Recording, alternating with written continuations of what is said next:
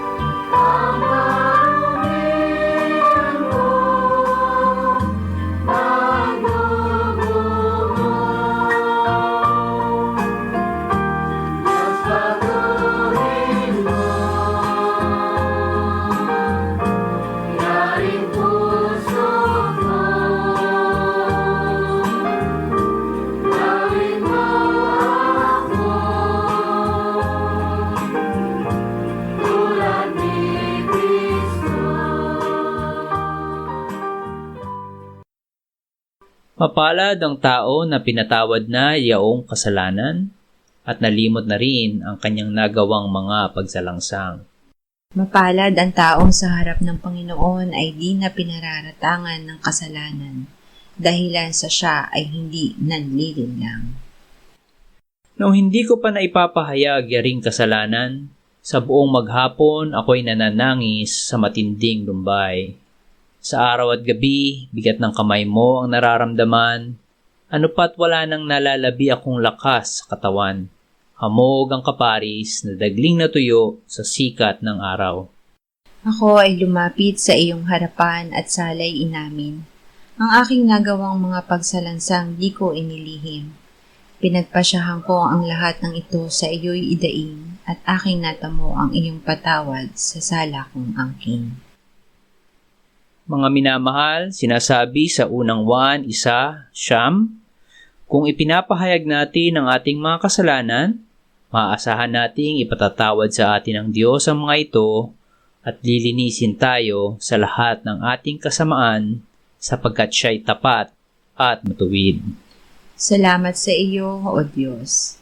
Pinatunayan mo ang iyong pag-ibig sa amin nang si Kristo ay mamatay para sa amin noong kami mga makasalanan pa. Ngayon ay buksan mo ang aming mga labi at kami ay magpupuri sa iyo.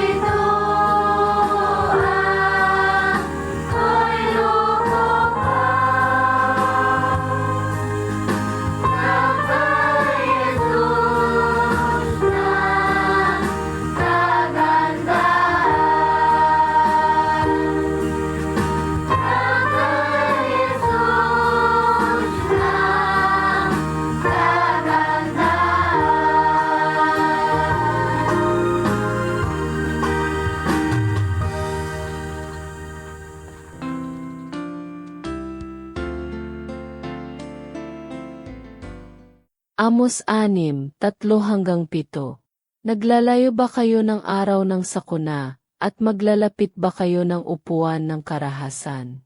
Silang mga nahihiga sa mga higaang garing, at nag-uunat ng kanilang sarili sa kanilang mga hiligan, at kumakain ng mga batang tupa mula sa kawan, at ng mga guya na mula sa gitna ng kulungan, na kumakatha ng mga tunog ng alpa na walang paghahanda, na kumakatha para sa kanilang sarili ng mga panugtog ng tugtugin na gaya ni David, na umiinom ng alak sa mga mangko, at binubuhusan ang kanilang sarili ng pinakamagandang uri ng langis, ngunit hindi nahahapis sa pagkaguho ni Jose. Kaya't sila ngayon ay tutungo sa pagkabihag sa unahan ng mga bihag, at ang kasayahan nila na nag-unat ng sarili ay mapaparam. Hindi nalulugod ang Diyos sa makasarili. Ang mga kababayan ni Amos sa Israel ay namuhay na makasarili. Nagpakasaya sila sa luho. Sa kanilang kapalaluan ay wala silang pakialam at hindi pinansin ang pagduusa ng iba. Hindi nila inalintana na ang ginagawa nila ay hahantong sa parusa dahil may paparating na kapahamakan, ang kanilang pagkabihag, at sila ang mauna pagdating nito. Ang Diyos ay salungat sa mga palalo, ngunit mapagbiyaya sa mga mapagpakumbaba. Awit 146, 5-9. Maligaya siya na ang saklolo ay ang Diyos ni Jacob, na ang pag-asa ay nasa Panginoon niyang Diyos, na gumawa ng langit at lupa, ng dagat, at ng lahat ng naroroon, na nag-iingat ng katotohanan magpakailanman, na naglalapat ng katarungan sa naapi, na nagbibigay ng pagkain sa nagugutom. Inalalaya ng Panginoon ang mga bilanggo. Binubuksan ng Panginoon ang mga mata ng bulag. Ibinabangon ng Panginoon ang mga nabubuwal. Iniibig ng Panginoon ang matuwid. Iniingatan ng Panginoon ang mga banyaga. Kanyang inaalalayan ang babaeng balo at ang ulila. Ngunit ang lakad ng masama ay inililihis niya. Sa Diyos hanapin ang kaligayahan. Ang tunay na kaligayahan at seguridad ay matatagpuan tangi sa Diyos, hindi sa sarili o sa materyal na bagay. Ang Diyos ang pinakamakapangyarihang lumikha ng langit at lupa. Kapalaluan ang magtiwala sa sarili, sa sinumang tao o sa anumang bagay o kayamanan at hindi nagtitiwala sa Diyos. Tayo ay binibigyan ng Diyos ng biyaya na maging mapagpakumbaba at kontentado sa Kanya. Dahil sa biyayang ito, lagi nating kikilalanin na ang lahat ng mabuting bagay ay nagmumula sa Diyos at Siya ay ating laging pupurihin at pasasalamatan. Unang Timoteo 6:6-10. Ang kabanalan na may kasiyahan ay malaking pakinabang. Sapagkat wala tayong dinalang anuman sa sanlibutan, at wala rin naman tayong mailalabas na anuman. Ngunit kung tayo'y may pagkain at damit, masiyahan na tayo sa mga ito. Ngunit ang mga nagnanais yumaman ay nahuhulog sa tukso, at nabibitag sa maraming hangal at nakapipinsalang pagnanasa, na siyang naglulubog sa mga tao sa pagkawasa at kapahamakan. Sapagkat ang pag-ibig sa salapi ay ugat ng lahat ng uri ng kasamaan, na ang ilang nagnasa rito ay napalayo sa pananampalataya at tinusok ang kanilang mga sarili ng maraming kalungkutan. Higit ang kabanalan kaysa pag-ibig sa salapi. Ang pag-ibig sa salapi ay patunay ng pagiging makasarili. Sinabi ng Panginoong Hesus na ang ibig sumunod sa Kanya ay kailangang tanggihan ang kanyang sarili at pasanin ang kanyang krus. Hindi lamang pinababaik ang sarili. Ito ay kailangang mamatay upang si Kristo ang siyang mamuhay sa atin. Ang taong banal ay ang pinananahanan ng Diyos. Napakalaki ng pakinabang ng pagiging banal. Ang Diyos na nananahan sa banal ang pinagmumulan ng lahat ng kayamanang materyal at espiritual. Nasa atin ang karunungan ng Diyos kung Siya ang ating iniibig. Si Kristo ang ating karunungan. At ito ang kanyang biyaya, na bagamas Siya ay mayaman, Siya ay naging dukha upang sa kanyang kadukhaan tayo ay maging mayaman. Lukas 16:19 hanggang 23. Mayroong isang taong mayaman na nagsusuot ng kulay ube at pinong lino at nagpipista araw-araw sa maraming pagkain. At sa kanyang pintuan ay nakahandusay ang isang pulubi na ang pangalay Lazaro, na puno ng mga sugat, na naghahangad na makakain mula sa mga nahuhulog sa hapag ng mayaman. Maging ang mga aso ay lumalapit, at hinihimuran ang kanyang mga suga. At nangyari, namatay ang pulubi at siya'y dinala ng mga anghel sa kandungan ni Abraham. Namatay din naman ang mayaman at inilibing. At mula sa Hades na kanyang pinagdurusahan, ay tumingala siya at nakita sa malayo si Abraham at si Lazaro sa kanyang kandungan. Hindi madadala ang kayamanan sa libingan. Ang tao pag namatay ay walang madadala. Kung paano siya lumabas sa tiyan ng kanyang ina, hubad siyang babalik sa lupa. Wala tayong dinalang anuman sa sanlibutan, at wala rin tayong madadala mula rito. Higit dito, ang namatay na makasarili at umibig sa kayamanan ay hahantong sa Hades, ang pok ng mga patay. Gaya ng mayaman na hindi inalintana ang pulubing si Lazaro, na nakahandusay sa kanyang pintuan at naghahangad ng pagkaing nahuhulog sa kanyang hapa.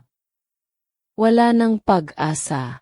Ang mayamang lalaki na hindi umalintana kay Lazaro ay humantong sa Hades, isang lugar ng paghihirap. Nakaranas siya ng matinding pagkauhaw at paghihirap sa gitna ng apoy doon. Wala na siyang pag-asang makaalis sa kanyang kinalalagyan. Kahit ibig niyang kasabihan ang kanyang mga kapatid, upang huwag silang gumaya sa kanya, hindi na ito mangyayari. Samantala, ang pulubing si Lazaro ay nasa pok ng kapayapaan at kapanatagan sa piling ni Abraham. Maging maawain at mapagbigay tayo sa mga nangangailangan habang tayo ay nabubuhay pa.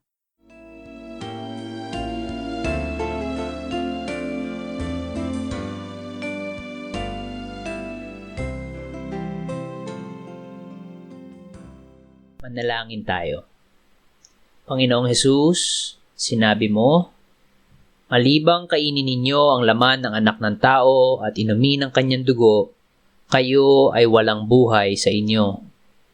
Ang sino mang kumakain ng aking laman at umiinom ng aking dugo, ay may buhay na walang hanggan, at akin siyang muling bubuhayin sa huling araw.